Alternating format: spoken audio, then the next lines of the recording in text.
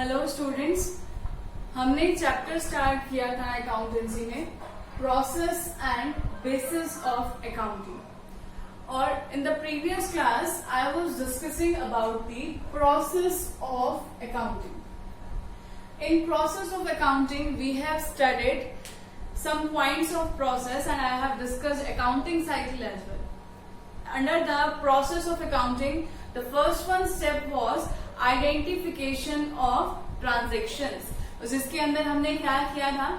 In that we have to recognize all those transactions that can be measured in terms of money, that are of financial character, as well as for that transaction we should have evidence. ये हमने सब discuss किया था previous class में कि अगर आपको कभी भी अकाउंटिंग की प्रोसेस पढ़नी है तो सबसे पहला काम हमारा क्या होता है? We have to identify the suitable और रेलेवेंट ट्रांजेक्शन। सबसे पहले तो आपको ये पता होना चाहिए कि हमें कौन सी ट्रांजेक्शन को बुक में रिकॉर्ड करना है और किसको नहीं करना है। Second step was preparation of vouchers. फिर हमने वाउचर्स प्रिपेयर किए थे। मैंने आपको बताया था कि कोई भी ट्रांजेक्शन हमारे अकाउंट्स के लिए रेलेवेंट ट्रांजैक्शन तभी होती है जब उसके लिए हमारे पास एविडेंस होता है। एविडेंस अब किस फॉर्म में हो सकता है हमने डिस्कस किया था। वो कैश मेमो की फॉर्म में हो सकता है, इनवॉइस की फॉर्म में हो सकता है, चेकबुक के हमारे पास रिसीट हो सकती है, पेइंग स्लिप हो सकती है, बैंक की पासबुक हो सकती है, कोई भी चालान हो सकता है। इस तरह से हमारे पास बहुत सारे ऑप्शंस हैं जो हमारे सोर्स डॉक्यूमेंट का काम करते हैं या फिर वाउचर का काम करते हैं, जिनके बेसिस पर हम अपने अकाउंट्स में एंट्रीज को रिकॉर्ड करते हैं। अब उसके बाद हमने नेक्स्ट स्टेप जो पढ़ा था प्रोसेस में, वो थर्ड स्टेप हमने पढ़ा था entry into books of original entry, कि हमें क्या करना है? We have to record those transaction into books of original entry, यानी कि हम प्रिपेयर कर रहे थे जर्नल। और अगर स्मॉल स्केल बिजनेस है तो जर्नल सफिशिएंट है। अगर लार्ज स्केल बिजनेस है तो हम इन जर्नल को किस में डिवाइड कर देंगे? सब जर्नल्स में, स्पेशल जर्नल्स में, या फिर हम इन्हें बोल सकते हैं सब्सिडरी जर्नल्स में। और जब हम इन सब्सिडरी जर्नल्स को मेंटेन करेंगे तब हमें जर्नल प्रिपेयर करने की रिक्वायरमेंट नहीं होती है। तो थर्ड स्टेप में हमने क्या किया है अकाउंटिंग के प्रोसेस में? We have completed the journalising. हमने जर्नलाइजिंग का काम कंप्लीट कर दिया है। फोर्थ स्टेप पर हमने एंड किया था। फोर्थ स्टेप में हम कर रहे थे पोस्टिंग टू लेजर। जब हमने जर्नल प्रिपेयर किया तो वहां से हम क्रोनोलॉजिकल ऑर्डर में सारे ट्रांजेक्शंस को रिकॉर्ड कर रहे हैं, तो वहां से हम किसी एक अकाउंट के रिगार्डिंग इंफॉर्मेशन कलेक्ट नहीं कर पाते हैं इजीली। तो अगर आपको किसी भी एक पर्टिकुलर अकाउंट के लिए इंफॉर्मेशन चाहिए तो हम क्या करेंगे? उसके लिए सेपरेट अकाउंट प्रिपेयर करेंगे। जर्नल से ट्रांजैक्शंस को कहां पर पोस्ट करेंगे? लेजर में, और एक सेपरेट अकाउंट मेंटेन करेंगे। मैंने आपको बताया था कि उस अकाउंट से हमें इंफॉर्मेशन मिल जाएगी कि इस पर्टिकुलर पर्सन से हमने कितना अमाउंट अभी और लेना है। तो ये सब हमने डिस्कस किया था। अभी मैं बात कर रही हूँ इसी प्रोसेस के बिल्कुल लास्ट स्टेप की, that is the fifth step in the process of accounting. Fifth step जो है इसका वो है preparation of trial balance and financial statements. Preparation of trial balance. अब इसमें दो पार्ट हैं आपके, एक तो हम प्रिपेयर कर रहे हैं ट्रायल बैलेंस और दूसरा हम प्रिपेयर कर रहे हैं financial statements.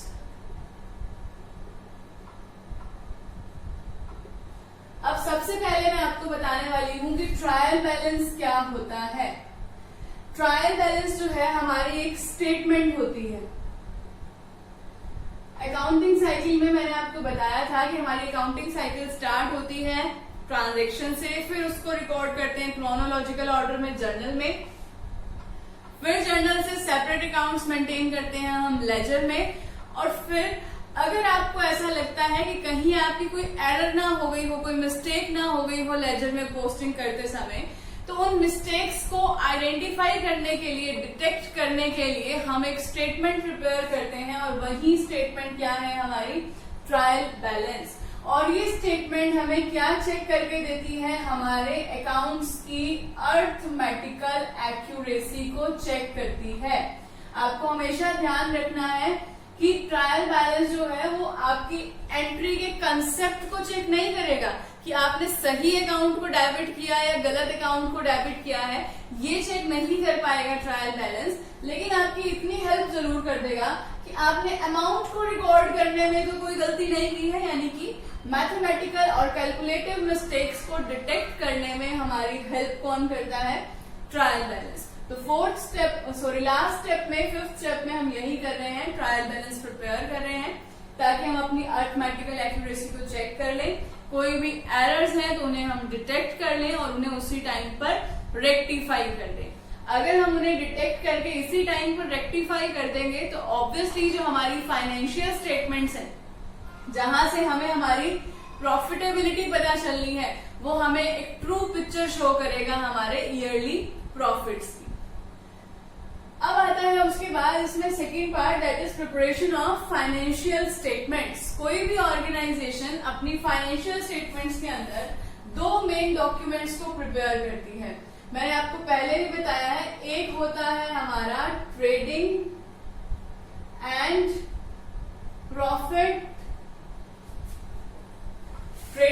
Profit and loss account, और दूसरा होता है हमारा बैलेंस शीट।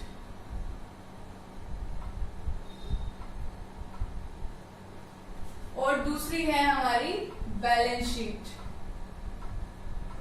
जब आपने अपने ट्रायल बैलेंस को कंप्लीट कर लिया, आपको ये दिखा कि ट्रायल बैलेंस के अंदर हमारी कोई एरर नहीं है, हमने सारी एंट्रीज को बिल्कुल करेक्टली एंटर किया है, तो नेक्स्ट काम हमारा यही बचता है कि हम अपनी फाइनेंशियल स्टेटमेंट्स को प्रिपेयर करें, जिसमें हमने trading and profit and loss account बनाया। अब पर्पस क्या है इसको बनाने का? जब हमने trading and profit and loss account prepare किया तो ये हमें डिस्क्लोज करके देगा हमारी नेट प्रॉफिटेबिलिटी, और ये जो बैलेंस शीट है ये हमें शो करेगी हमारी फाइनेंशियल पोजीशन को। ऐसा क्यों? क्योंकि trading and profit and loss account में हम क्या करते हैं, हम अपने एक्सपेंसेस एंड इनकम्स को रिकॉर्ड करते हैं, और एक्सपेंसेस और इनकम्स का जो डिफरेंस आता है वो हमारा या तो नेट प्रॉफिट आएगा या फिर नेट लॉस आएगा। ऑब्वियस है, अगर इनकम ज्यादा है, एक्सपेंसेस कम, तो नेट प्रॉफिट आएगा, और अगर एक्सपेंसेस ज्यादा है, इनकम्स कम, तो नेट लॉस आएगा। दूसरी हमारी बैलेंस शीट। बैलेंस शीट में हमेशा हम हमारी एसेट्स और लायबिलिटीज को रिकॉर्ड करते हैं। आपने अकाउंटिंग इक्वेशन में एक स्टेटमेंट पढ़ी थी, assets is equal to liabilities plus capital, और अकाउंटिंग प्रिंसिपल्स में हमने एक कंसेप्ट पढ़ा था, ड्यूअल एस्पेक्ट कंसेप्ट, जिसके अकॉर्डिंग हमेशा एसेट्स किसके इक्वल होंगी, हमारी लायबिलिटीज के, और प्लस में कैपिटल के इक्वल होंगी। तो इसीलिए हमारा बैलेंस शीट के अंदर यही दो हेड होते हैं, एक साइड हमारी एसेट्स होती हैं और दूसरी साइड हमारी लायबिलिटीज होती हैं। इसी लायबिलिटी का पार्ट हमारी कैपिटल होती है, क्योंकि कैपिटल हमारी इंटरनल लायबिलिटी है, बैंक ओवरड्राफ्ट है, आउटस्टैंडिंग एक्सपेंसेस हैं, क्रेडिटर्स हैं, वो सारी हमारी एक्सटर्नल लायबिलिटीज होती हैं। तो हमने यहाँ पर कॉमन हेड दे दिया लायबिलिटीज और इधर एसेट्स। तो ये बैलेंस शीट हमारी एसेट्स और लायबिलिटीज की वैल्यू बताती है, तो इसका मतलब ये हमें क्या बता रही है, हमारी फाइनेंशियल पोजीशन की किसी एक पर्टिकुलर डेट पर मेरी किसी भी एसेट की वैल्यू कितनी है, या फिर ऐसी कितनी लायबिलिटीज हैं जो अभी तक ड्यू है, पेंडिंग है, जिसकी पेमेंट मेरी ऑर्गेनाइजेशन ने अभी तक नहीं की है। तो ये थी हमारी complete process of accounting. Next topic है अब इसके अंदर हमारा बेसिस ऑफ अकाउंटिंग। प्रोसेस का पार्ट हमने इसमें कंप्लीट कर लिया है, नेक्स्ट पार्ट पे चलते हैं बेसिस ऑफ अकाउंटिंग पर। अगर मैं बेसिस की बात करूं तो यहाँ पर बेसिस किस चीज के हैं, ये रिकॉर्डिंग के, कि अकाउंट्स में हमें किस बेस पर ट्रांजैक्शंस को रिकॉर्ड करना चाहिए। तो इन बेसिस को हमने दो पार्ट्स में डिवाइड किया है, दो कैटेगरीज हैं हमारे पास बेसिस ऑफ अकाउंटिंग की, और ये दो कैटेगरीज हैं हमारी, एक तो है हमारा कैश बेसिस और दूसरा है हमारा एक्रूअल बेसिस। ऑलरेडी इनके बारे में हम कुछ पढ़ चुके हैं अकाउंटिंग प्रिंसिपल्स में, बस थोड़ा सा रिकॉल करने की देर है। बहुत ही इजी चैप्टर भी है ये, कैश बेसिस और दूसरा है हमारा एक्रूअल बेसिस। सबसे पहले हम डिस्कस कर रहे हैं डिटेल में कैश बेसिस को। अब कैश बेसिस है यानी कि रिकॉर्डिंग का बेस, किस बेस पर आप रिकॉर्ड करोगे ट्रांजैक्शंस को अकाउंट में, और इस बेसिस के आगे लिखा गया है कैश। तो इसका मतलब बिल्कुल क्लियर है, we have to record all those transactions in our books of account that has resulted into cash receipts, whether cash receipts or cash payments, irrespective or immaterial to the fact that those transactions are related to the current year or previous year or following year. Also irrespective of the fact that these are received in cash or not. कहने का purpose ये है मेरा कि cash basis of accounting के according हम उन सारे ट्रांजैक्शंस को अपनी बुक्स में रिकॉर्ड कर देंगे जिससे या तो हमें कैश मिला हो या फिर जिसके लिए हमने कैश दिया हो, यानी कि जो भी कैश रिसिप्ट और कैश पेमेंट वाली ट्रांजैक्शंस होंगी वो सारी हमारी बुक्स ऑफ अकाउंट्स में रिकॉर्ड होंगी। मैंने बोला immaterial to the fact that these are related to current year, previous year और फॉलोइंग ईयर। सपोज किया कि मेरा जो फाइनेंशियल ईयर चल रहा है, सपोज नहीं करते हैं, हम ले ही लेते हैं जो अभी हमारा चल रहा है। अभी हमारा फाइनेंशियल ईयर चल रहा है 2020 से 2021, यानी कि अप्रैल 2020 से मार्च 2021। अप्रैल 2020 से 2021 में सपोज किया मैंने कि मैंने एक कैश रिसिप्ट की 10,000 की, बट ये जो कैश रिसिप्ट थी ना, ये जो मुझे अमाउंट मिला है कैश में, ये मेरी इनकम थी 2019-20 की। लेकिन मैंने क्या किया, मैंने ये देखा कि मुझे कैश कब मिला 2021 में, तो मैंने इस बेसिस के अकॉर्डिंग इस 10,000 को अपनी इनकम्स में ऐड कर दिया। एक मुझे अमाउंट मिला 20,000 का, और ये 20,000 का अमाउंट है 2021-22 फाइनेंशियल ईयर की इनकम जो मुझे एडवांस में मिल रही है। मैंने क्या किया, मैंने ये देखा कि 20,000 मुझे कैश मिला है, मैंने उसे 2021 में ही ऐड कर दिया है। तो अब आप यहाँ पर देख रहे हो कि मैंने क्या किया, मैंने सिर्फ ये देखा कि मुझे जो कैश में मिला है वो मुझे ऐड करते जाना है, और इसी तरह से अगर एक्सपेंसेस होते, अगर मैंने कैश में एक्सपेंसेस पे किए होते तो वो मुझे डिडक्ट करते जाने हैं। मैंने इसके ऊपर कोई ध्यान नहीं दिया है कि मेरा करंट ईयर 2021 है और इसी ईयर की इनकम्स को मुझे ऐड करना चाहिए और इसी ईयर की इनकम्स को मुझे एक्सपेंसेस को मुझे लेस करना चाहिए। मैंने क्या किया, अपने प्रीवियस ईयर की इनकम को भी इसी साल की इनकम मान लिया और आने वाले साल की इनकम को भी मैंने करंट ईयर की इनकम ही एज्यूम कर ली है। और इस पॉइंट का सबसे बड़ा डिसएडवांटेज ये होता है कि हम सही प्रॉफिट का अमाउंट कैलकुलेट नहीं कर पाते हैं। वो अभी हम आगे डिस्कस भी करेंगे इसके एडवांटेजेस और डिसएडवांटेजेस में। अभी के लिए आपको इतना पता होना चाहिए कि cash basis of accounting is that basis in which we have to record the transaction whenever there is cash receipt or cash payment, ignoring the point that it is related to current year, following year or previous year। आपको इनमें से किसी बात पर कोई ध्यान नहीं देना है। अब अगर मैं इसी पॉइंट की बात करूं कि हम इसके ऊपर कोई ध्यान नहीं दे रहे हैं, तो इसका मतलब कैश बेसिस ऑफ अकाउंटिंग तो बहुत ही इजी है रिकॉर्ड करना। बस मुझे यही तो देखना है, जब कैश आया उसको ऐड करते जाओ और जब कैश मेरे पास से गया उसको माइनस करते जाओ। तो इन सब की, ये हमने जो पढ़े थे आउटस्टैंडिंग एक्सपेंसेस, यानी कि ऐसे एक्सपेंसेस जो ड्यू हो चुके हैं लेकिन मेरे पास कैश की शॉर्टेज की वजह से पे नहीं किए गए हैं, या फिर जो मेरे प्रीपेड एक्सपेंसेस हैं। प्रीपेड एक्सपेंसेस मतलब जो मैंने पे करने थे अगले साल लेकिन मैंने इसी साल पे कर दी क्योंकि मेरे पास एक्स्ट्रा कैश अवेलेबल था, या फिर मैं कहूं मेरी एक्रूड इनकम। एक्रूड इनकम मतलब ऐसी इनकम जो मैंने अर्न तो कर ली है इसी ईयर में लेकिन अभी तक मुझे कैश की फॉर्म में रिसीव नहीं हुई है, यानी कि कैश इन हैंड मेरे पास नहीं आया है। या फिर मैं ये बात करूं अनअर्न्ड इनकम की।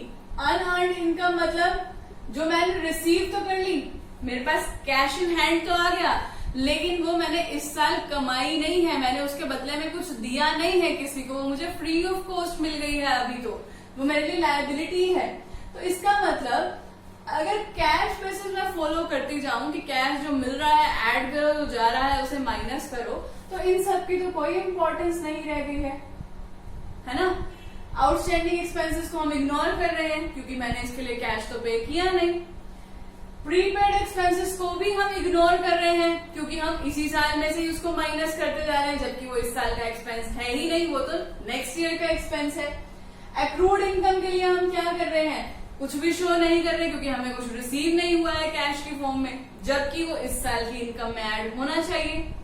और अनअर्न्ड इनकम को हमने इस साल की इनकम में ऐड कर दिया है, लेकिन वो इस साल की इनकम है ही नहीं। तो इसीलिए जो कैश बेसिस ऑफ अकाउंटिंग है वो इन सबको इग्नोर कर रहा है और एक ट्रू पिक्चर शो करने में इनकैपेबल है। अब चलते हैं हम कैश बेसिस के एडवांटेजेस पे। एडवांटेजेस की अगर हम बात करें तो कैश बेसिस बहुत ही सिंपल और रियलिस्टिक मेथड है। सिंपल आपको मैंने ऑलरेडी बता दिया है कि आपको लगा 10,000 आए बिजनेस में, रिसीव हुए तो ऐड कर दिया मैंने। कल मैंने 5,000 की पेमेंट की, माइनस कर दिया। परसों मैंने 8,000 रिसीव किया, ऐड कर दिया।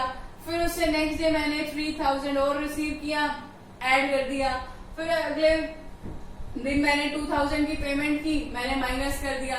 इस तरह से प्लस माइनस करते करते जो फाइनली मेरे पास रिजल्ट आया, मैंने उसी को अपना प्रॉफिट और लॉस कंसीडर कर लिया। तो ये तो था बिल्कुल ही सिंपल मेथड। दूसरा पॉइंट है इसके अंदर, it does not require use of estimates and judgements. इसके अंदर किसी भी तरह के एस्टिमेट्स और जजमेंट्स की कोई भी जगह नहीं होती है। अब ऐसा क्यों?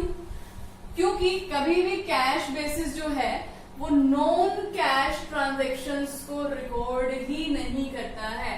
तो जजमेंट किस बात की? अब नॉन कैश ट्रांजैक्शन क्या हो सकती हैं? आपको मैंने ऑलरेडी बताया है डेप्रिसिएशन के बारे में, है ना। डेप्रिसिएशन कब लगाते हैं और किस लिए लगाते हैं? डेप्रिसिएशन हम एनुअली लगाते हैं। क्यों लगाते हैं? क्योंकि जो भी एसेट्स हम यूज कर रहे हैं वो यूज के साथ पुरानी होती जा रही हैं, उनके वियर एंड टीयर के एक्सपेंसेस हो सकते हैं, वो आउटडेटेड हो रही हैं, ऑब्सोलीट हो रही हैं। तो उन सारे एक्सपेंसेस को चार्ज करने के लिए हम उन एसेट्स की वैल्यू को डिक्लाइन करते जाते हैं, उसे ही हम डेप्रिसिएशन बोलते हैं। लेकिन क्या आपने कभी सोचा है कि अगर मेरी मशीन 1 लाख की मशीन को मैं डेप्रिसिएट कर रही हूँ 10,000 से, तो क्या वो 10,000 मुझे किसी को पे करना पड़ रहा है कैश में?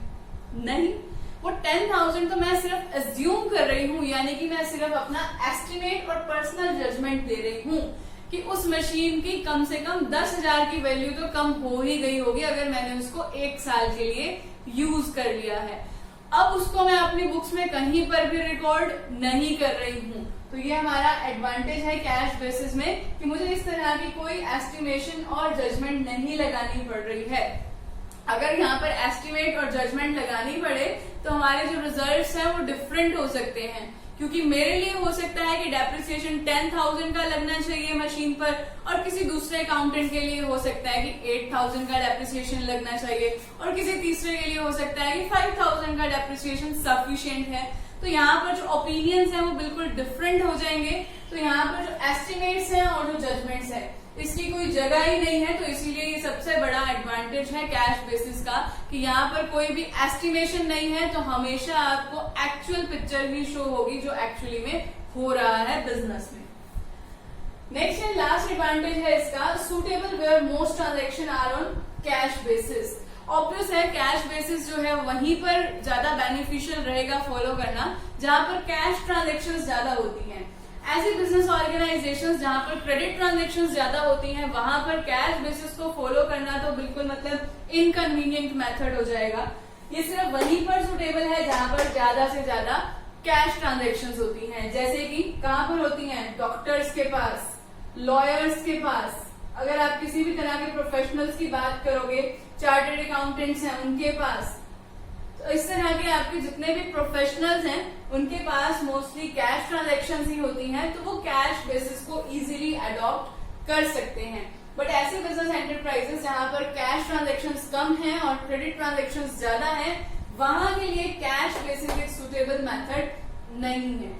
और कैश बेसिस के हमने अभी सिर्फ एडवांटेजेस देखे हैं, इसके कुछ डिसएडवांटेजेस भी हैं, वो हम डिस्कस करते हैं नेक्स्ट क्लास में।